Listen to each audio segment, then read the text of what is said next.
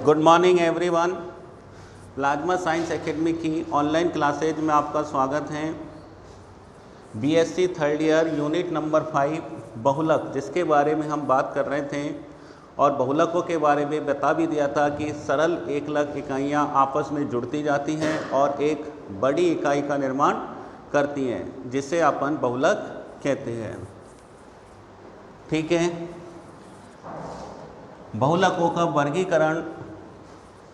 तो देखिए, बहुलकों का वर्गीकरण, ये सवाल भी आ चुका है एग्जाम के अंदर कि बहुलक किसे कहते हैं और बहुलकों के वर्गीकरण को समझाइए, 2.5 नंबर का सवाल।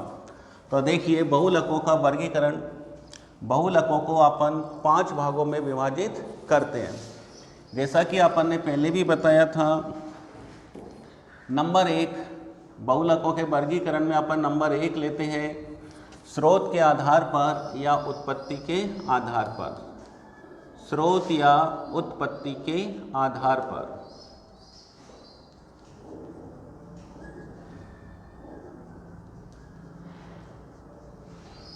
दूसरा पॉइंट, स्रोत या उत्पत्ति के आधार पर अपन ने बहुलकों को 3 भागों में विभाजित किया था और उसके बारे में भी अपन ने पहले बता दिया था कि प्राकृतिक बहुलक, कृत्रिम बहुलक और अर्ध संश्लेषित बहुलक। प्राकृतिक बहुलक वे बहुलक होते हैं जो प्रकृति में निर्मित होते हैं या प्रकृति में पाए जाते हैं या पौधे और जीव जंतुओं में पाए जाते हैं। ठीक है, क्योंकि पौधे और जीव जंतु प्रकृति का भाग होती है।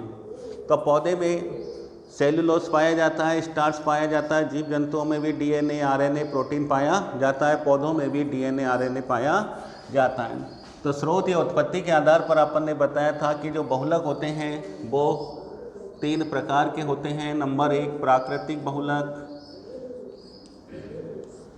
नंबर 2 संश्लेषित बहुलक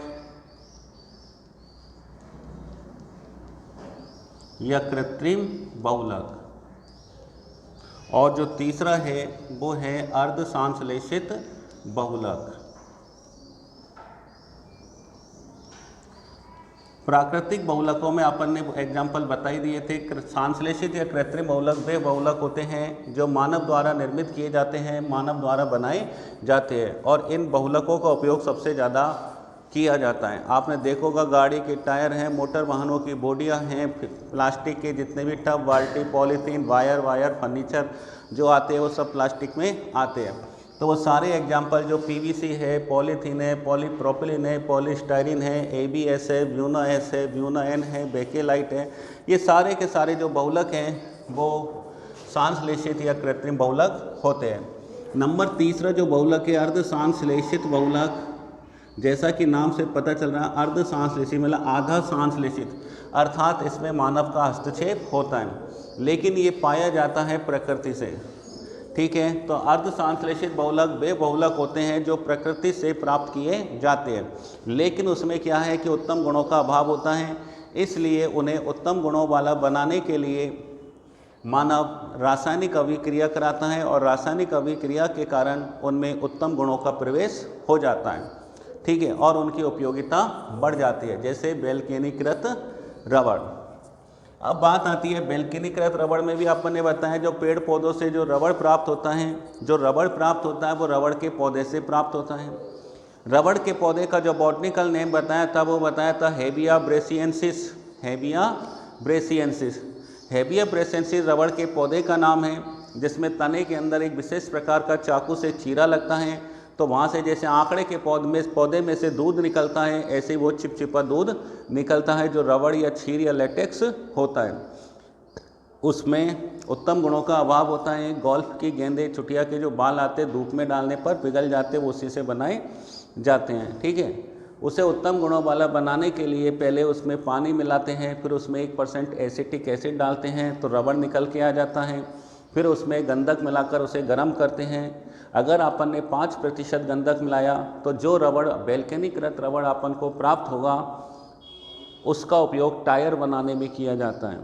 और यदि 30 से 35% गंधक मिला दिया तो उसका उपयोग बैटरी केस बनाने में किया जाता। तो सोचो इन्वर्टर की बैटरी कितनी भारी होती है, उसके भीतर एसिड भरा होता है फिर भी वो नहीं गलती, तो वो रबड़ कौन सा है? वैल्केनिकृत रबड़।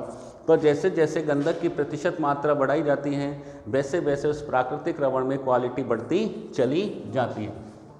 ये हो गया दूसरे बहुलक का। अपन बात करते हैं नंबर 2 पर, संरचना के आधार पर। इसको ऐसे ही लिखना, इससे जल्दी याद हो जाएगा। संरचना के आधार पर, संरचना के आधार पर मैंने बहुलक 3 प्रकार के बताए थे कि संरचना के आधार पर जो बहुलक होते हैं वो 3 प्रकार के होते हैं। अब वो 3 प्रकार के कौन कौन से होते हैं? नंबर 1 अपन ने बताया रेखीय बहुलक। रेखीय बहुलक, रेखीय बहुलक के अंदर अपन ने ये भी बताया जैसे सोने की चेन होती है वो रेखीय बहुलक होती है, अर्थात जिसमें एक कड़ी में दूसरी और दूसरी में तीसरी और तीसरी में जब चौथी अपन जोड़ते जाते हैं, अर्थात उन कड़ियों की बार बार रिपीटेशन या पुनरावृत्ति करते जाते हैं तो वो एक बड़ी चेन बन जाती है और वो बड़ी चेन बहुलक कहलाती है। तो जिस भी चीज़ का निर्माण रिपीटेशन से होता है वो बहुलक कहलाता है। ठीक है, कोशिकाएं बार बार विभाजित होती हैं, अपनी जैसी कोशिकाओं का समूह बनाती हैं तो ऊतक बन जाता है, तो ऊतक भी एक प्रकार का क्या हुआ? बहुलक हो गया। जब तो प्रोटीन क्या है?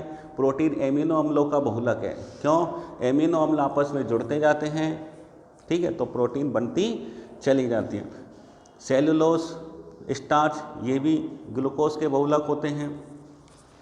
अब बात आती है रेखीय बहुलक में, तो इसमें एकलक इकाइयाँ आपस में जुड़ती जाती हैं और लंबी दीर्घ श्रृंखला का निर्माण करती है, इन्हें रेखीय बहुलक कहते हैं। तो इसमें अपन ने एग्जाम्पल भी बताए थे कि जिनका नाम में पॉली शब्द आता है। कौन सा वर्ड आता है?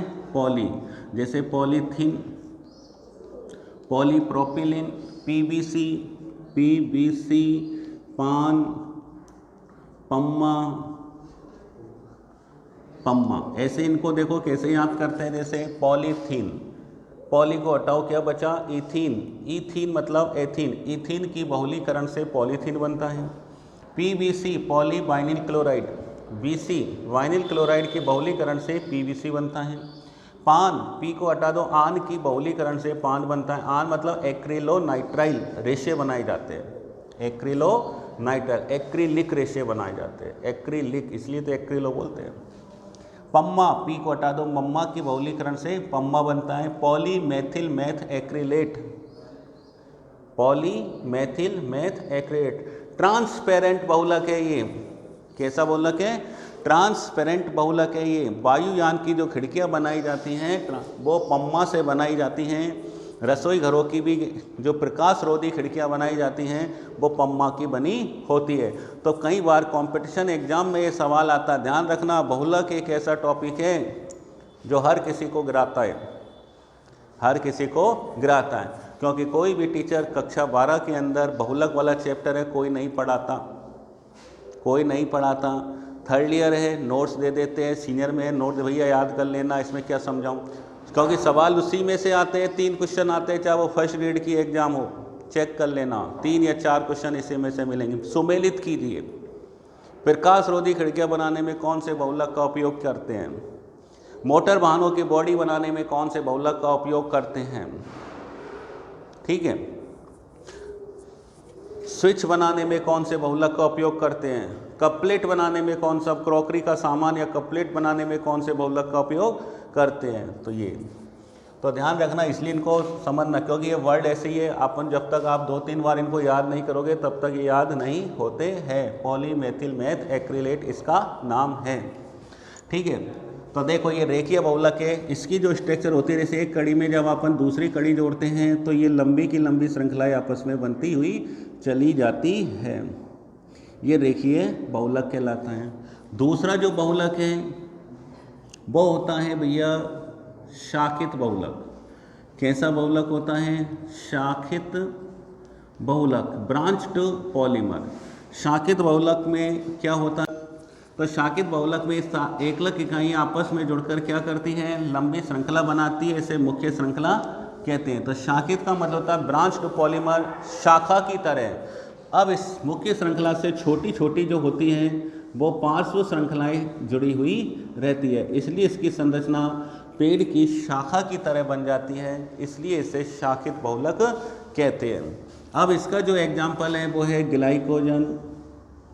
ग्लाइकोजन एक प्रकार का भोजन होता है, ग्लूकोज होता है, हमारे शरीर के अंदर संचित रहता है। जब हम भोजन खाते हैं तो बॉटनी के अंदर 10वीं के अंदर भी पढ़ा होगा, सीनियर या जूनियर में भी पढ़ा होगा, बॉटनी में पढ़ा होगा, ऊर्जा का 10% नियम, ठीक है, ऊर्जा के 6 का 10% नियम है ना। तो इसका मतलब ये हुआ कि जो भी हम भोजन खाते हैं उससे जो एनर्जी निकलती है उसका मात्र 10% जो भाग होता है वो हमारी बॉडी में काम आता है, बाकी का जो 90% भाग है वो वेस्टेज चला जाता है, वायुमंडल में चला जाता है। उस 10% में भी वो 10% कम ही होता, उस 10% का उपयोग भी हमारे डेली जो अपन वर्क करते हैं उसमें उपयोग होता है, उसके अलावा भी वो बच जाता है। तो ऐसे ही हमारे क्या शरीर के भीतर जो भोजन होता है, भोजन के ऑक्सीकरण से हमें ऊर्जा मिलती है। जो भोजन अपन खाते हैं उसके डाइजेशन होता है और ऑक्सीकरण होता है, उसी से अपन को ऊर्जा मिलती है। तो जितनी ऊर्जा की अपन को आवश्यकता है बॉडी उतनी ऊर्जा लेती है, बचा हुआ भोजन वो ग्लाइकोजन के रूप में संचित हो जाता है। और जब अपन को ऊर्जा की आवश्यकता पड़ती है और भोजन नहीं मिलता है तब जाकर वो ग्लाइकोजन वापस ऊर्जा में कन्वर्ट हो जाता है, ग्लूकोज में कन्वर्ट हो जाता है और उससे ऊर्जा अपन को मिलती रहती है। तो बॉडी में जब तक आपके ग्लाइकोजन है तब तक आपको कुछ नहीं होगा, जब तक आपको एनर्जी मिलती रहेगी। जब भी तो लोग 2-2 दिन 3-3 दिन 4-4 दिन भूखे रह जाते हैं ना, वो इसीलिए रह जाते हैं कि हमारी बॉडी में ग्लाइकोजन रहता है एक्स्ट्रा। जैसे अपन पेट्रोल बाइक चलाते हैं तो बाइक के अंदर क्या होता है, गाड़ी ऑन में रहती है लेकिन एक सीमा के बाद में वो रिजर्व लग जाता है, तो गाड़ी तब तक चलेगी जब तक रिजर्व का पेट्रोल ख़त्म नहीं हो जाता। तो वही चीज़ यहाँ है। दूसरा आ जाओ, ग्लाइकोजन के बाद में एक होता है एमाइलोपेक्टिन जो स्टार्च का भाग होता है।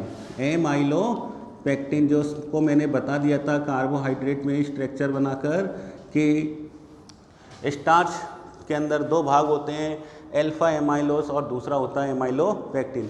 अल्फा एमाइलोस स्टार्च का मात्र 10 से 20% भाग बनाता है, जल में विलय होता है। ये 80 से 90% भाग बनाता है और ये जल में अविलय होता है। दूसरी बात, वो रेखीय बहुलक होता है। अल्फा एमाइलोस रेखीय बहुलक होता है और ये शाखित बहुलक होता है।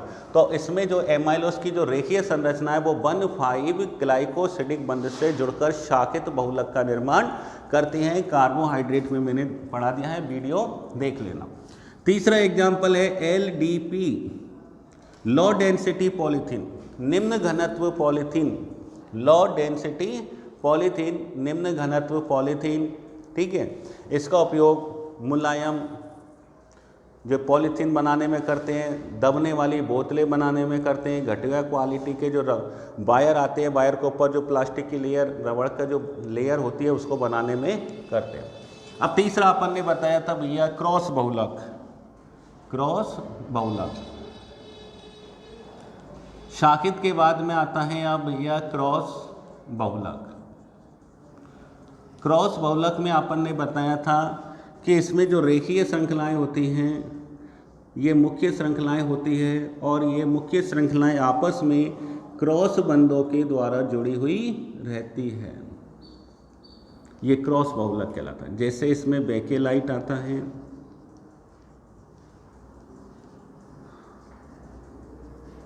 क्रॉस बहुलक में कौन आता है, बेकेलाइट आता है।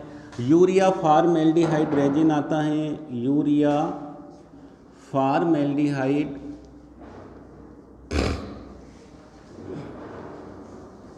बहुलक आता है, रेजिन कह लो चाहे बहुलक कह लो। फॉर्मेल्डिहाइड मेलामीन भी आता है जिसके बारे में हम आपको आगे बताएंगे। तो ये 2 हो गया संरचना के आधार पर और स्रोत या उत्पत्ति के आधार पर। तीसरा जो आता है अब वो आता है संश्लेषण के आधार पर।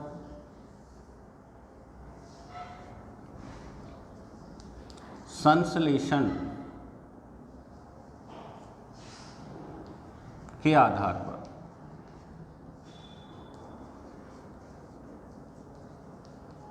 संश्लेषण के आधार पर।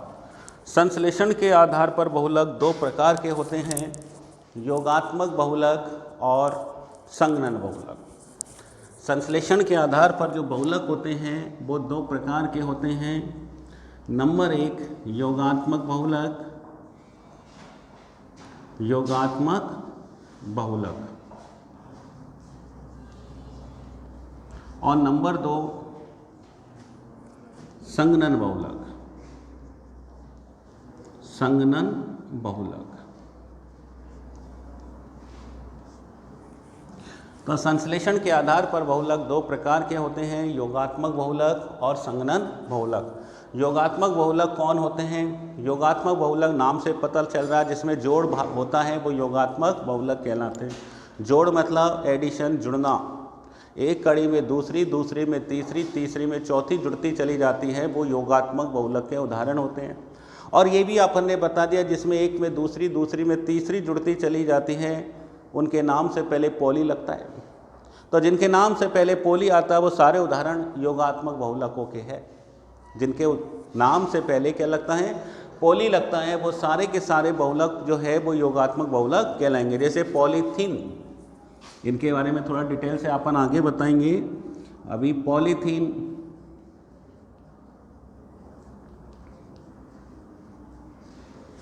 दूसरी पीवीसी, तीसरी पान, जो भी अपन ने यहाँ लिखा पम्मा लिख दो, पॉलीस्टाइरीन लिख दो, जिसमें भी ये सब योगात्मक बहुलक हैं।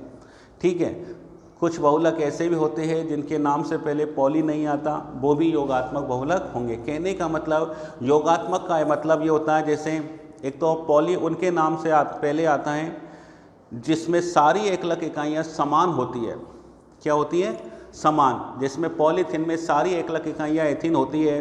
पीवीसी जिसमें सारी एकलक इकाइयाँ वीसी वाइनिल क्लोराइड होती हैं। पान में सारी एकलक इकाइयाँ आन होती हैं। पम्मा में सारी एकलक इकाइयाँ मम्मा होती हैं। इसी प्रकार ध्यान रखना, ये तो आएगा, साथ में वो भी आएंगे। जैसे एक तो 2 + 2 + 2 + 2 + बराबर 10 हो गए ना, 5 बार 2 जोड़ा 10 आ गई। तो सारी इकाई कैसी है? समान। लेकिन ऐसे भी हो सकता है 2 + 3 + 5 बराबर 10, 2 + 4 बराबर 6, तो अलग अलग भी हो सकती हैं। लेकिन ध्यान रखना, ऐसे ही नहीं होना चाहिए कि 2 + 3 + 5 कितने हो गए? 10, और अपना आंसर आए 9। अगर अपना आंसर 9 आता है, मतलब जोड़ने पर जितना आना चाहिए उससे कम आता है, तो फिर वो संगनन बहुलक होगा। कौन सा बहुलक होगा? संगनन। कहने का मतलब योगात्मक बहुलकों का जो अणुभार होता है वो उतना होता है जितनी उसमें एकलक इकाइयाँ होती है, और उन सभी एकलक इकाइयों के अणुभार को जोड़ दिया जाए तो उसका मान योगात्मक बहुलक के मान के बराबर आता है। लेकिन संगनन बहुलकों में एकलक इकाइयों का जो अणुभार है वो ज़्यादा होगा और बहुलक का जो अणुभार है वो कम होगा। वो जो संगनन बहुलक का अणुभार इसलिए कम होगा क्योंकि संगनन की क्रिया होती है, और जब संगनन बहुलक बनता है तो उसमें कोई ना कोई छोटा अणु, जैसे H2O, HCl, ROH बाहर निकल जाते हैं। अब सोचो यदि H2O ही निकला तो H2O का अणुभार कितना होता है? 18।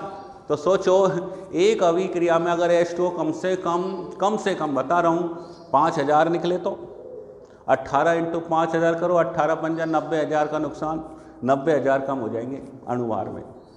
तो इसलिए अणुभार उनका संगनन बहुलकों का जो अणुभार है उनकी एकलक इकाइयों के अणुभार से सदैव क्या होता है? कम। इसमें कोई भी छोटा अणु बाहर नहीं निकलता, और इसमें कोई ना कोई छोटा अणु H2O, HCl, ROH बाहर, NH3 बाहर निकलते हैं। ठीक है, जैसे अपन ने प्रोटीन में देखा था H2O बाहर निकलता है, कई में NH3 बाहर निकलेगा, कई में HCl भी निकलता है, ROH भी निकलता है। ठीक है, तो ये योगात्मक बहुलक हो गई। अब बात आती है संगनन बहुलक। संगनन बहुलक में बता दिया कि वे बहुलक जिनके निर्माण के दौरान कोई ना कोई छोटा अणु H2O, HCl, HF, NH3, ROH बाहर निकलते हैं, वो संगनन बहुलक कहलाते हैं। दोनों में अंतर भी सुनते जाओ। इन बहुलकों का अणुभार समस्त एकलक इकाइयों के अणुभार के बराबर होता है। इन बहुलकों का जो अणुभार होता है वो इनके निर्माण में भाग लेने वाली सभी एकलक इकाइयों के अणुभार से सदैव कम होता है। इनके निर्माण के दौरान कोई भी छोटा अणु बाहर नहीं निकलता, और इनके निर्माण के दौरान कोई ना कोई छोटा अणु जैसे H2, NH3 आदि बाहर निकलते हैं। ठीक है, ये श्रृंखला बहुलक कहलाते हैं, या श्रृंखला वृद्धि बहुलक बहुलीकरण क्रिया के द्वारा बनते हैं, और ये पद वृद्धि बहुलीकरण क्रिया के द्वारा बनते हैं, जो अपन आगे बताएंगे। तो ये हो गया संश्लेषण के आधार पर। मैं एग्जाम्पल लिख देता हूँ, जैसे नायलॉन 6 नाइलॉन 6 प्रोटीन, क्योंकि इसमें भी H2O निकलता है, नाइलॉन 6। तो देखो बेटा नाइलॉन NYLON, NY का मतलब होता है न्यूयॉर्क और LON का मतलब होता है लंदन। सबसे पहले नायलॉन के धागों को न्यूयॉर्क और लंदन के बाज़ारों में बेचा गया था, इसलिए ये नायलॉन कहलाता है, इसलिए इसका नाम नायलॉन रखा था। ठीक है।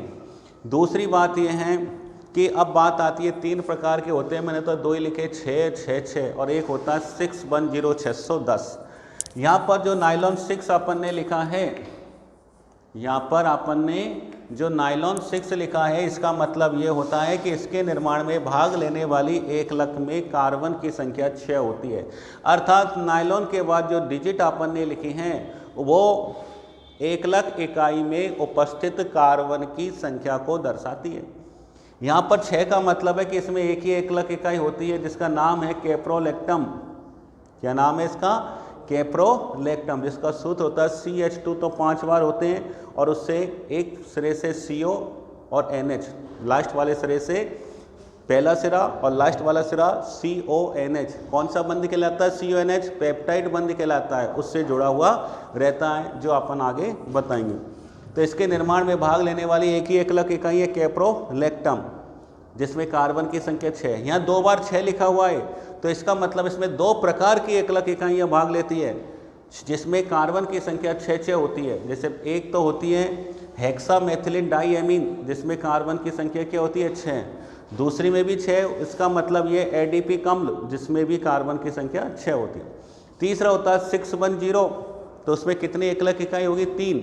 एक में कार्बन की संख्या 610 तो 6, दूसरे में 1 और तीसरे में 0, अर्थात तीसरा जो 1 लाख होता है वो बिना कार्बन वाला होता है।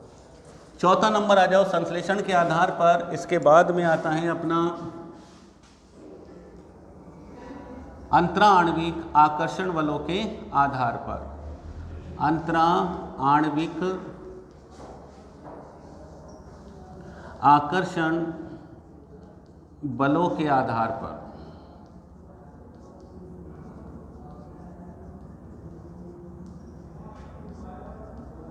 अंतरा आणविक आकर्षण बलों के आधार पर। तो देखो भैया, नाम से पता चल रहा आकर्षण बलों के आधार पर ये बहुलक होते हैं, और ये 2 प्रकार के, इनको वैसे अपन 2 प्रकार के होते हैं, मैं 4 प्रकार के बता दूंगा आकर्षण बलों के आधार पर। अब अंतरा आणविक आकर्षण बलों के आधार पर देखो, तुमने पढ़ा होगा, एक तो प्रत्यास्थ बहुलक होते हैं इलास्टोमर्स, दूसरा होता है रेशे बहुलक होते हैं फाइबर्स, तीसरा होता है थर्मोप्लास्टिक और चौथा होता है थर्मोसेटिंग। ठीक है। वैसे अंतरा आणविक आकर्षण बल के आधार पर यदि अपन देखें तो इसको अपन 2 ही भागों में बांटते हैं, प्रत्यास्थ और रेशे। थर्मोसेटिंग वो ताप के आधार पर होते हैं, कि ताप के आधार पर बहुलक 2 प्रकार के होते हैं, थर्मोप्लास्टिक और थर्मोसेटिंग। ठीक है। तो मैं अंतरा आणविक आकर्षण बलों के आधार पर उसी में ले लेता हूँ। ये 4 प्रकार के भागों में बांट दे रहा हूँ मैं। नंबर 1 प्रत्यास्थ बहुलक। प्रत्यास्थ बहुलक इलास्टोमर बोलते हैं इन्हें अंग्रेजी में, इलास्टोमर। नाम से ही पता चलता है प्रत्यास्थ इलास्टिक। इलास्टिक मतलब उसमें ऐसा गुण होता है जो खींचे तो लंबा हो जाए, छोड़े तो वे अपनी मूल स्थिति में आ जाए। ऐसे बहुलक इलास्टोमर्स कहलाते हैं। तुमने रबड़ देखा होगा, रस्सी वाला देखा हो, चाहे चुटिया वाला, चाहे कैसा भी, उसको जब अपन खींचते हैं तो खींचने पर वो लंबा हो जाता है, और जब अपन छोड़ें तो वापस अपनी मूल स्थिति में आ जाता है। तो वे बहुलक जो बल लगाने पर लंबे हो जाते हैं और छोड़ने पर अपनी मूल स्थिति में वापस आ जाते हैं, ऐसे बहुलक प्रत्यास्थ या प्रत्यास्थलक बहुलक कहलाते हैं। जैसे जितने भी रबड़ इसमें आते हैं वो सारे के सारे एग्जाम्पल रबड़ होंगे। अब वो रबड़ कोई से भी हो सकते हैं, ध्यान रखना, चाहे वो रबड़ प्राकृतिक हो, चाहे वो वैल्केनिकृत हो, चाहे वो ब्यूना एस हो, चाहे वो ब्यूना एन हो।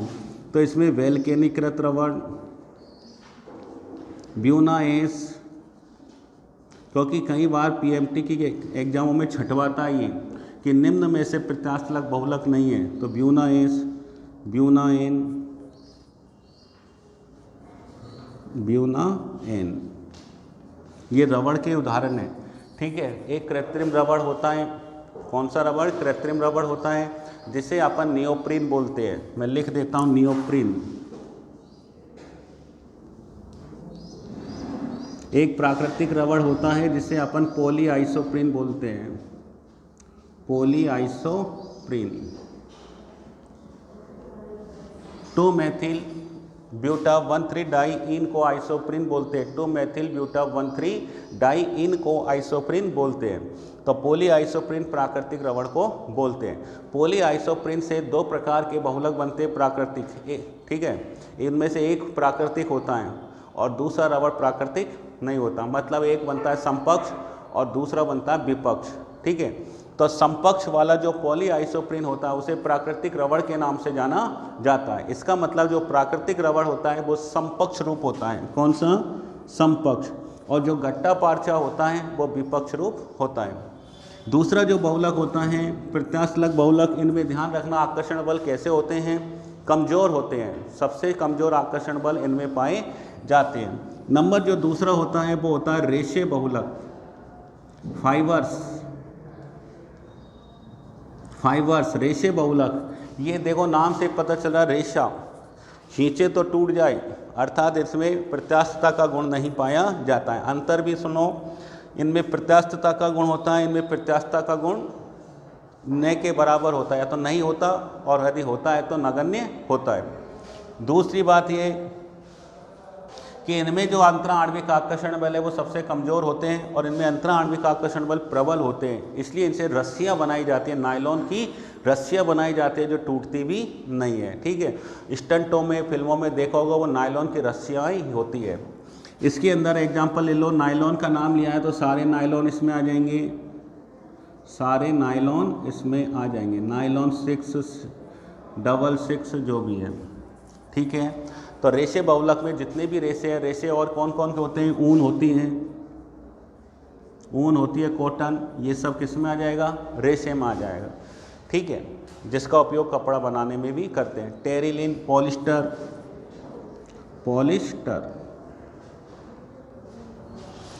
ठीक है। अब बात आती है तीसरा, ताप सुनम्य, इंग्लिश में इसे थर्मोप्लास्टिक बोलते हैं,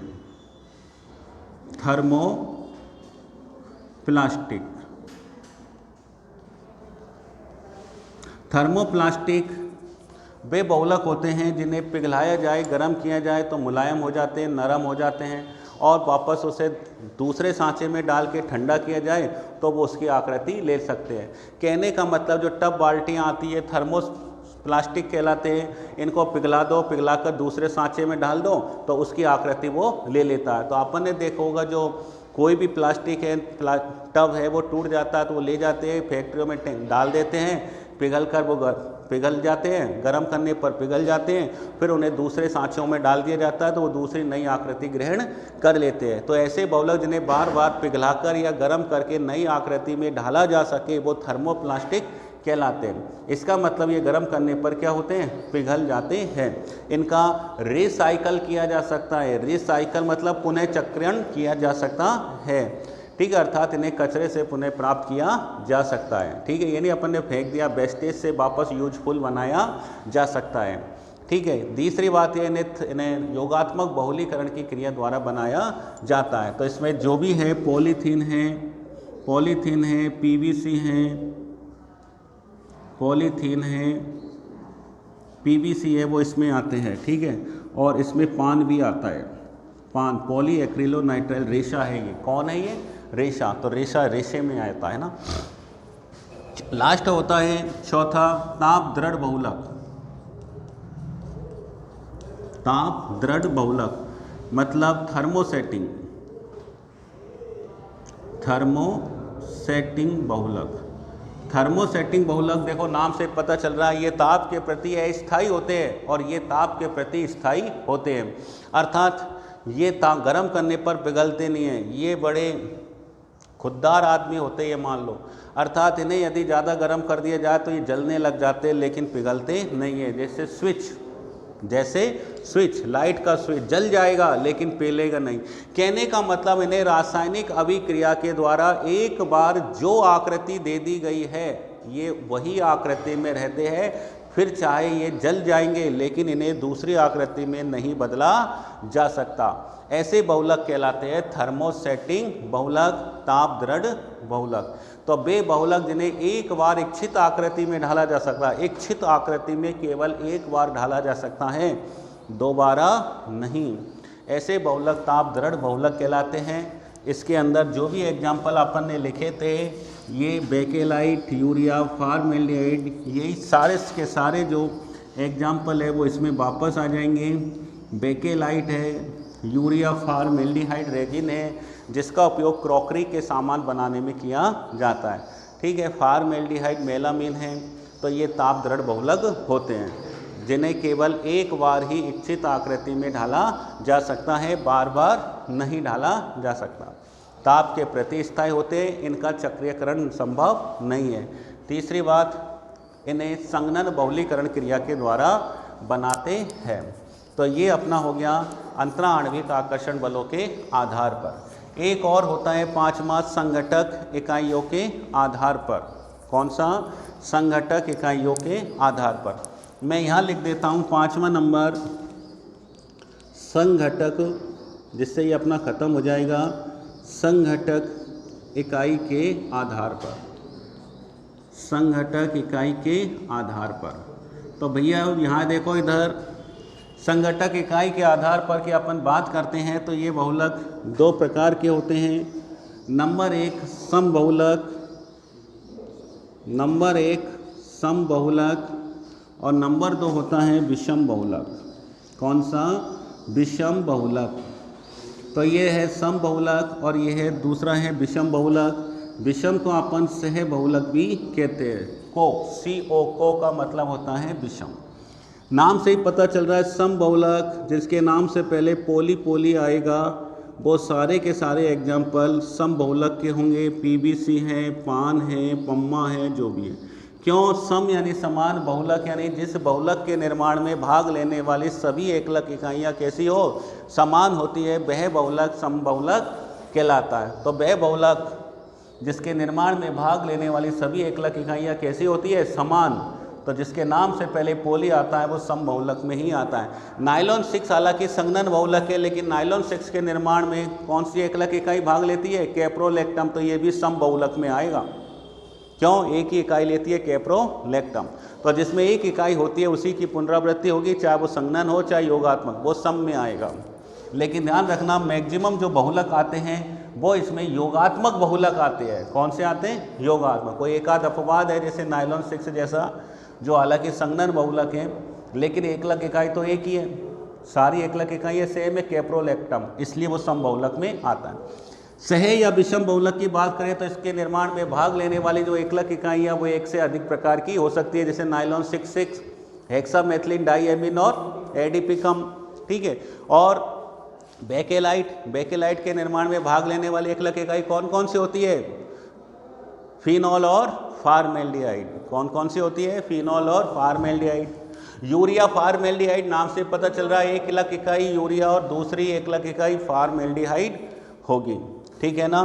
तो ये विषम बहुलक। ABS, नाम से पता चल रहा है। ब्यूना एन का मतलब ब्यूटाडाइन, ब्यूना, Na का मतलब सोडियम और N का मतलब एक्रिलोनाइट्राइल। तो ब्यूटाडाइन और एक्रिलोनाइट्राइल भाग लेती है सोडियम की उपस्थिति में। ब्यूना एस में ब्यूटाडाइन और स्टाइरिन भाग लेता है सोडियम की उपस्थिति में।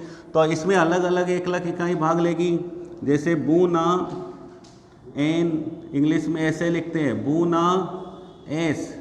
यहाँ Na सोडियम धातु है, ब्यू से ब्यूटाडाइन और N से बनता है एक्रिलोनाइट्राइल, और यहाँ S से बनता है स्टाइरिन। इसलिए अलग अलग एकलक इकाई है, तो ये विषम बहुलक कहलाते हैं। ये अपना बहुलकों का जो वर्गीकरण है वो इसी के साथ खत्म होता है।